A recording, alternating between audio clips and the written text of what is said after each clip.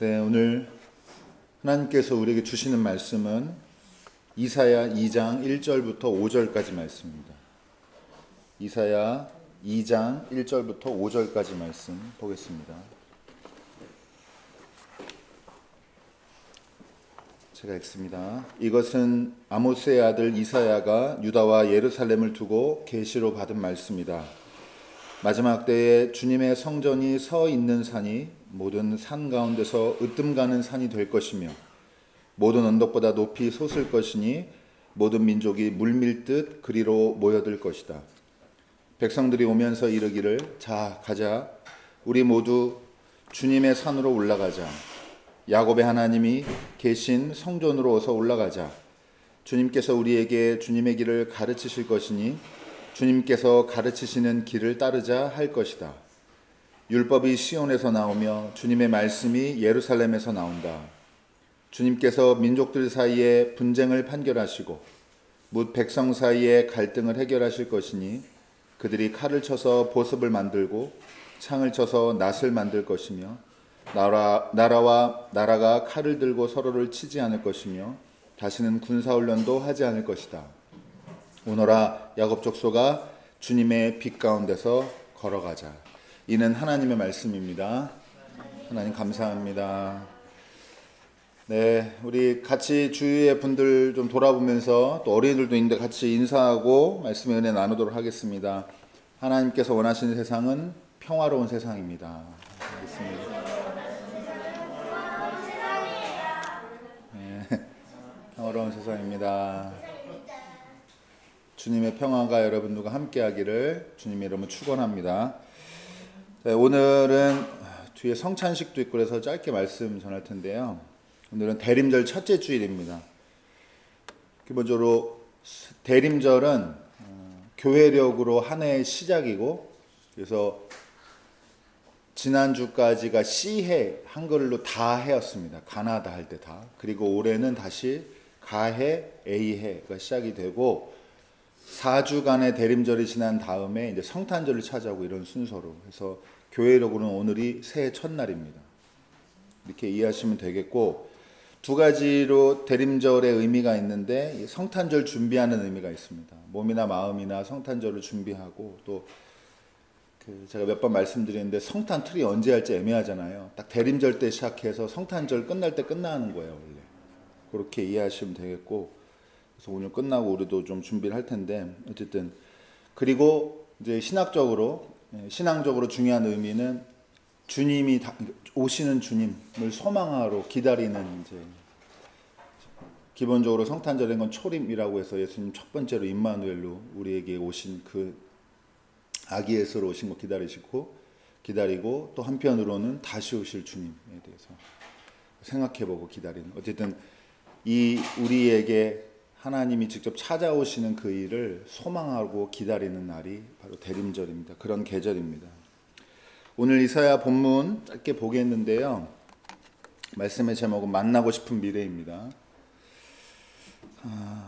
하나님이 개입하셔서 의지를 가지고 하나님이 완성하시는 미래인데 어떤 미래냐? 평화의 미래예요. 이거를 말씀을 이사야의 예언을 통해서 하나님의 뜻을 전한 그런 본문인데 여기에 대해서 함께 말씀을 나눠보도록 하겠습니다. 여러분 대림절의 의미 대림절 해마다 돌아오기도 하고 대림절 의미를 여러 가지로 설명할 수 있는데 우리 어린이들도 있고 해서 짧게 해야 될 것 같은데 한 가지만 오늘 새로운 방식으로 접근을 해보면 좋겠는데 여러분 관계에서 시작을 해보겠습니다. 관계에서 기다린다는 거는 내가 누굴 기다린다라고 하는 걸 다시 뒤집어 보면은 내가 기다리는 대상, 기다림의 대상이 내가 좋아할 때 할 수 있는 일입니다. 안 좋은 건 안 기다려요. 못 기다립니다. 피하고 싶은. 그리고 여러분 피하고 싶은 것을 기다릴 수는 없습니다.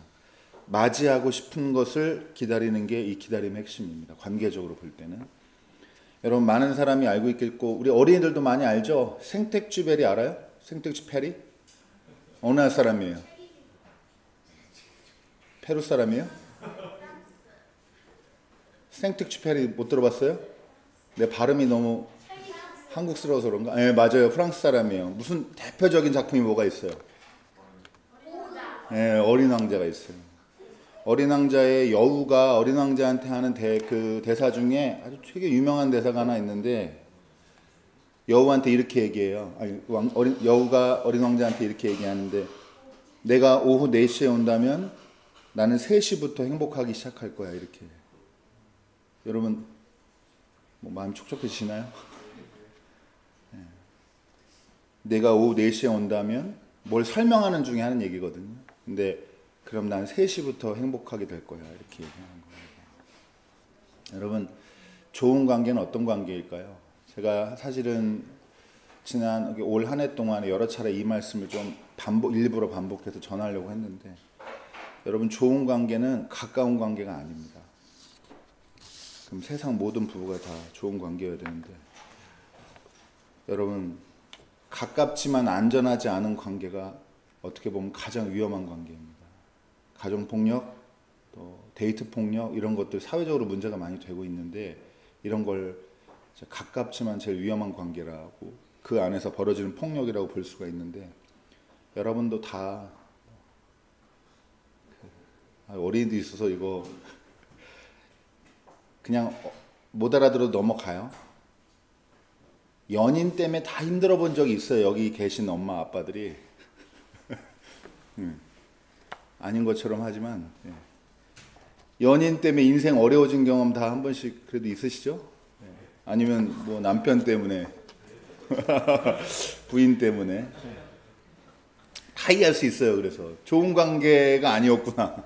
그때 그 사람이랑은 내가 얼마나 좋아하고 얼마나 많이 만났냐가 이게 중요한 게 아니다, 이 말이에요. 그 사람이랑 있을 때 내가 관계가 안전하다고 느끼고 나에 대해서 건강하게 나를 돌아볼 수 있어야 좋은 관계인데, 친밀함이 친밀함에다가 너무 핵심을 두면 가까워지는 거예요.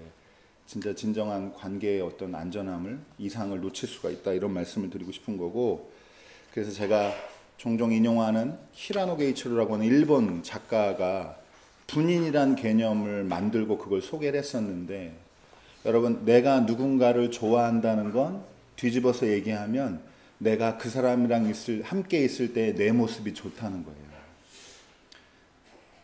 여러분, 이게 안 되면 오래 건강한 만남 하기가 어려운 겁니다.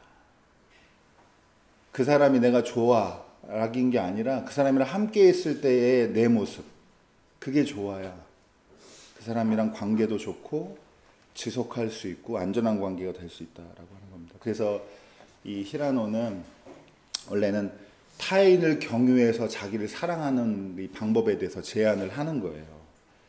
나를 좋은 사람으로 만드는 사람이 인생에서 꼭 필요하다. 많으면 좋겠죠. 그렇지만 많지 않아요. 솔직히 말하면 2-3명이면 된다, 이렇게 얘기합니다. 저 동감합니다.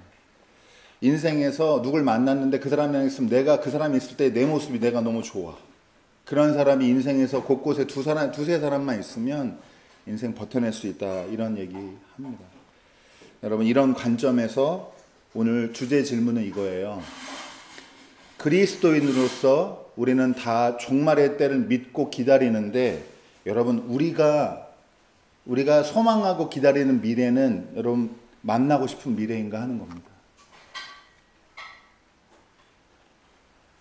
쉽게 말하면 이건데, 그리스도인에게 그리스도인으로서 종말이라는 말을 들으면 두려운가 아니면 기쁜가, 소망을 품게 되는가, 요거예요.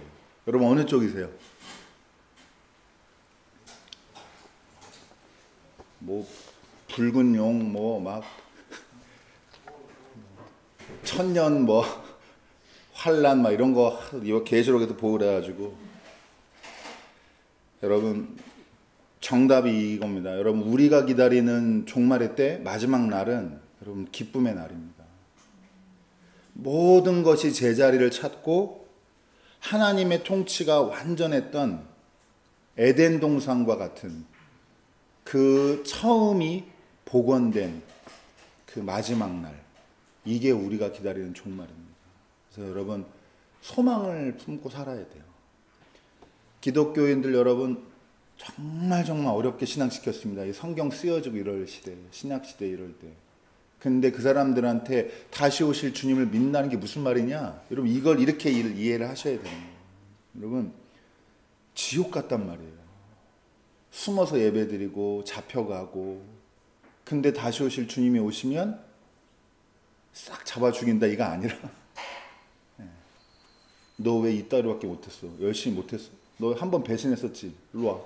이 꽉 깼고, 이렇게 안 하고 하나님이 다 온전하게 하나님 통치를 이루셔서 회복되고 완성되는 그 날을 꿈꿨다고 하는 겁니다. 여러분 우리도 우리 나름대로 그 미래를 꿈꿔야 돼요. 그리고 그걸 자꾸 상상해 봐야 돼요. 그게 어떤 세상인지, 그 마지막 날이. 오늘 이사야는 어떻게 말했어요? 그 마지막 날을? 오늘 성경 본문 읽어보니까 칼을 쳐서 보습으로 만드는, 창을 나수로 만드는 이런 세상을 꿈꿨다라고 하는 겁니다. 여러분 어떤 세상을 꿈꾸세요? 52평에 이게 그러니까 자꾸 엇나가는 거예요. 팔로워 막 이런 거 막 대박 뭐 이렇게 서민 부자 출연하고 막 이런 미래를 꿈꾸니까 기독교인이, 농담인데 여러분 다 개인적으로 성공도 하시고 잘 어쨌든 자기가 목표했던 바 이루는 것도 맞지만 그리스도인으로서 보편적으로 꿈꿔야 되는 미래가 어떤 미래냐? 평화의 미래다라고 하는 겁니다. 오늘 성경 본문이 그걸 잘 보여주고 있는데, 우선은 처음 1, 2절에 보면, 2절에 보면은 마지막 때에 주님의 성전이 서 있는 산이 모든 산 가운데 으뜸될 거다라고 얘기합니다. 아까 찬양으로 다 고백했어요. 우리가 오라 우리가 여호와의 산에 오르자, 그 찬양이 딱 그 성경 구절로 만든 겁니다. 마지막 때가 되면 세상의 중심이 성전이 있는 산이 될 거라고 이사야가 예언한 겁니다. 여기서 산은 그 시온산이 있어요. 구체적인 산이 있는데 시온산을 정도 말하는 게 아니라 그 구체적인 지역적인 산을 뛰어넘어서 아까 제가 넓히 표현했는데, 여러분 에덴 동산 같은 곳이 세상의 중심이 될 거다라고 하는 겁니다. 에덴 동산은 특징이 뭐예요? 에덴 동산은 하나님의 통치가 완전한 곳이에요. 그래서 세상 시작은 어디서 했다고 그래요? 성경에서? 에덴 동산에서 시작된 거예요. 창조 이후에. 하나님과 관계 맺기 시작하고 하나님의 통치 받아들이기 시작하고 모든 것 다 조화롭고 하나님 보시기에 기뻤던 곳, 그런 곳이 다시 세상의 중심이 될 거다라고 하는 겁니다. 우리는 여러분 아무도 이런 거 경험하지 못했어요. 뭐 부분적으로 잠깐 여기 에덴 동산 갔다 이럴 수는 있어도 에덴 동산이 어디인지 우리는 잘 모르는데, 성경의 이야기는 완전한 곳에서 시작되었고 하나님이 꿈꾸는 완성은 그 처음 시작된 그곳으로 다시 돌아가는 겁니다. 그 다음에 3절에 보면은 자 가자 우리 주님의 산으로 올라가자 얘기를 막 해요. 왜 올라가요? 가서 뭐 하려고요? 율법 배우러 올라가는 겁니다. 율법을 배우러 산에 올라가자고 자발적으로 이렇게 사람들이 막 에덴 동산으로 모여드는 풍경을 이사야가 예언하고 상상을 한 겁니다. 이사야는 주님의 뜻을 따르기 위해서 율법을 배우는 사람들이 이 처음이자 끝이 회복된 완성된 이 세계의 중심으로 모여드는 모습을 상상을 했고, 이 세상이 어떤 세상인지 구체적으로 그 세계의 모습을 그걸 얘기를 하는데, 그게 바로 제가 시작할 때 얘기했던 이겁니다. 칼을 쳐서 보습 만드는, 창을 쳐서 낫을 만드는 세상입니다. 이것이 하나님이 꿈꾸는 마지막 날의 에덴 동산의 풍경 중에 하나인 것입니다. 하나님이 꿈꾸는 처음이 회복된 마지막 모습이고, 하나님은 어떤 세계를 꿈꿔요? 평화로운 세계, 평화로운 세상을 꿈꾸십니다. 이제 마지막입니다. 크게 두 가지로만 생각해 보면 돼요. 하나, 여러분 에덴 동산이 쭉 남아 있어요? 아니면 다 사라졌어요? 어떻게 사라졌어요? 일단 서로 불신하고 등 떠밀고 쟤 때문이다 이렇게 해서 죄가 들어오기 시작하면서 에덴 동산에 균열이 있었고, 그 이후에 자식을 둘 낳았는데 어떻게 했어요? 형이 동생을 죽이고 에덴 동산에서 쫓겨나고 그 에덴의 동쪽으로 쫓겨나고, 이렇게 이런 일이 이제 계속 연쇄적으로 순차적으로 일어나게 됩니다. 여러분 이 이후에 인류의 역사에 전쟁이 끊인 적이 없습니다. 전쟁이 끊인 적이 없어요. 지금도 여러분 다른 막 시대 어느 때보다도 평화로운 세상이라고 말을 하지만 여러분 전쟁, 곳곳에 전쟁 중입니다. 곳곳에.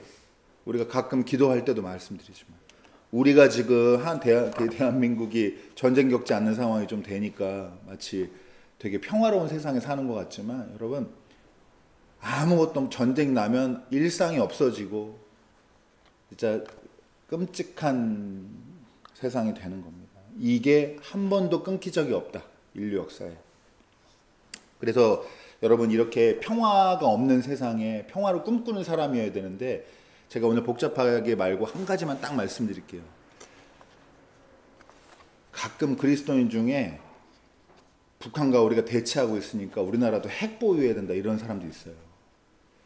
여러분 다 자기 나름대로 일리가 있지만 여러분 그리스도인들은 그런 말 무비판적으로 받아들이면 될까요? 안 될까요? 안 돼요. 안 됩니다, 여러분. 이따 집에서 알려줄게. 여러분, 우리는 누굴 왕으로 섬겨요? 예수 그리스도인데 예수 그리스도가 무슨 왕이 돼요? 평화의 왕이에요. 근데 예수님이 평화의 왕인 이유가 뭐예요? 건들면 아주 작살낼 수 있는 힘이 있어가지고, 예? 박살. 미안해요. 나쁜 말 가르쳐가지고. 그래서 여러분 평화의 왕이라고 하는 거예요. 십자가에 내려와가지고 십자가 막 정강이로 막 로우킥으로 부셔버리고 막 이렇게 해가지고 우리가 예수님 하나님 믿는 거예요. 아닙니다. 그의 방식이 비폭력적이기 때문에 그게 사실 세상을 구원한 진짜 진실된 힘이다라는 걸 우리가 믿는 사람으로서 고백해야 되는데 우리 못 건드리게 하면 우리 핵도 보여야 될 거 아니야. 자꾸 이런 말을 보통 세상 사람이 할 수 있어도 무비판적으로 받아들이지 말라 이 말이에요. 여러분 세상에 정당한 전쟁 없어요. 하나님이 원하는 전쟁이다 이런 그런 거 없습니다. 전쟁 나면 다 죽는 거예요. 두 번째로 이렇게 큰 틀에서 말고 이제 여러분과 오늘 진짜 나누고 싶은 얘기는 이건데요. 여러분 이거 제가 몇 번 소개했는데 보세요. 요 그릇, 원래 그릇이란 시에서 나온 건데 깨진 그릇은 칼이 된다라는 문장 제가 좋아하거든요. 근데 여러분 요거 컵 생각하시면 돼요. 요거 떨어뜨려서 깨지면 어떻게 돼요? 날카로워지죠? 그러면 날카로우면 여러분 다칠 수 있어요? 없어요? 다칠 수 있어요. 그래서 조심해야 되죠. 떨어뜨리지 않게도 조심해야 되고 떨어진 다음에는 처리하는 거 그래서 어릴 때는 엄마 아빠가 다 해주잖아요. 다칠까 봐. 근데 여러분 깨진 그릇으로 다치는 사람이 여러분만 다쳐요? 아니면 목사님도 다쳐요? 목사님도 다쳐요. 그러니까 이게 무슨 말이에요? 나도 다치고 남도 다쳐요. 깨진 그릇한테는. 여러분 다 이 깨진 그릇을 다 우리가 품고 살아요. 건드려 봐. 건드려 봐. 근데 여러분 남도 베지만 누구도 벤다고요? 자기도 벤다고요.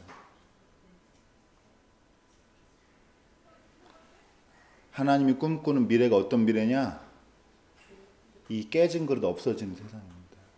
우리 속에 있는 이유야 있습니다. 어릴 때 받은 상처, 또 여러 가지 사회에서 부정적인 경험, 태어날 때부터 결핍됐던 거, 목표를 가지고 열심히 했는데 부조리에 꺾인 거, 여러 가지 일이 있을 수 있어요. 병든 몸, 병든 마음. 근데 그러다 보니까 이 균형과 절제에서 벗어난 원래는 그릇이었고 뭘 담았을 텐데 그게 박살이 나가지고 다 그 속에다 이걸 품고 산다 이 말이에요. 이 내면화된 폭력이 우리한테 누구나 있습니다. 저도 오늘 운전할 때 한번 오다가 살짝 조금 베이비 이렇게 베이비 왔어 베이비 이렇게 화를 언제든지 내도 되는 사람처럼 그리고 들고 막 남한테 해코지하다가 자기 손도 베이고 피가 흥건해지는 이런 삶을 우리가 다 살고 있는 거 아닌가, 그런 말씀을 드리고 싶습니다. 여러분, 폭력이 내면화되면 문제가 악순환이 돼요. 악순환이 됩니다. 유년기 시절에 받은 상처는 어른 돼서 다른 사람에게 또 상처를 주고 이렇게 된다 이 말이에요. 쉽게 말하면 거기서 못 벗어나요. 여러분, 칼을 쳐서 보습을 만드는 세상은 하나님이 완전하게 평정한 세상이에요. 끝냈어요. 그러니까 여러분, 더 칼이 막 남았는데 전쟁 끝나고 나서 이젠 쓸 날이 없는 거예요. 회의를 했어요. 이거 칼 필요 없는데 이제 그래 어떻게 해요? 이제 농기구 만드는 거예요. 그걸로. 그래서 여러분, 제가 진짜 마음 다해 축복하는데, 여러분 이 속에 있는, 세상도 평화가 없지만 여러분 속에 있는 이 깨진 그릇 다 하나님께서 싹 평정할 날이 있고요. 그럼 어떻게 되느냐? 어떻게 될까요? 마음 놓고 생업에 집중하시면 됩니다. 마음 놓고. 농부는 농사 짓고 밭일을 하고, 장사하는 사람은 장사하고, 영업하는 사람은 열심히 뛰어다니고, 다른 거 고민하지 말고, 중간중간 어디 들러서 누구랑 싸우고 욕하고 그렇게 악다구니 안 하고 자기 해야 될 일만 그냥 그렇게 집중해서 할 수 있는 그런 세상, 그게 여러분 하나님이 우리에게 꿈꾸는 세상이라고 여러분 믿으시기 바랍니다. 그래서 당부 드리는데, 여러분 자기를 사랑하십시오. 자기를 사랑하세요. 메롱한 거예요? 자기를 사랑하십시오. 생존의 투쟁을 멈추고 이제 자기가 하고 싶은 일, 해야 될 일에 집중하면서 그냥 하세요. 누구랑 싸우느라고 시간 다 보내지 마시고. 여러분, 세상 끝날에 심판도 있어요. 근데 여러분, 우리를 위한 심판이 아니에요. 이 폭력적인 세상을 주도하고 이게 오히려 이 폭력이 만연하는 걸 지키려고 했던 그 사람들이 하나님한테 심판받는 건데, 여러분 우리는 그리스도인으로서 두려움에 떠는 미래를 가지고 사는 사람이 아닙니다. 우리가 기다리는 미래는 평화의 날이에요. 제가 최장렬 수사님이랑 필리핀 단교 선교 같은 지금도 좀 약간 충격으로 남아있는 장면이, 거기 처음 이제 교회 전도하려고 거기 현지 사람들을 불러 모았는데 영상으로 불지옥이 막 안 믿어? 보이지? 약간 이런 느낌이에요. 제가 그때는 저도 신앙이 그 바깥을 좀 더 상상 못하던 때여서 그냥 그랬지만, 사실 그 이미지는 되게 충격으로 남아있어요. 되게 불편했어요. 막 어떤 애들은 막 울고 거기서. 그러니까 여러분, 우리가 신앙을 이렇게 배웠단 말이에요. 칼 들고 배웠어요. 칼 들고. 사람들을 협박하고.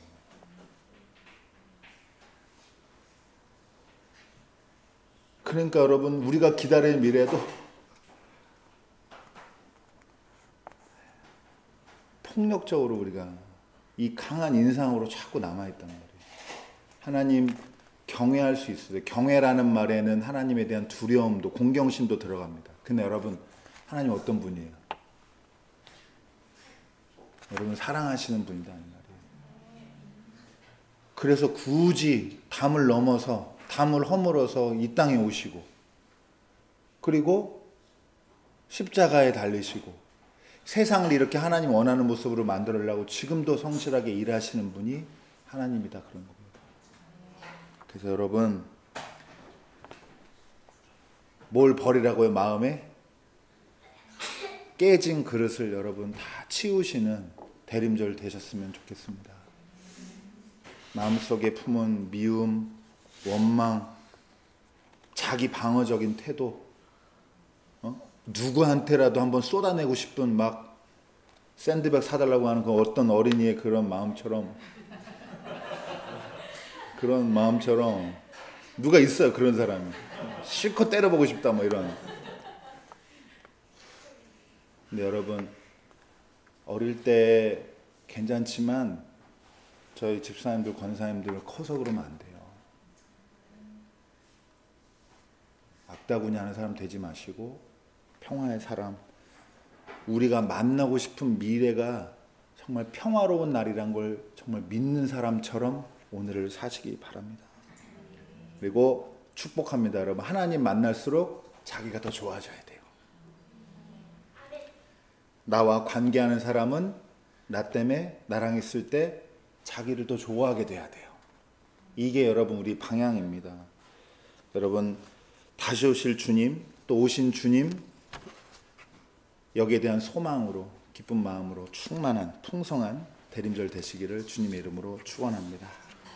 기도하겠습니다.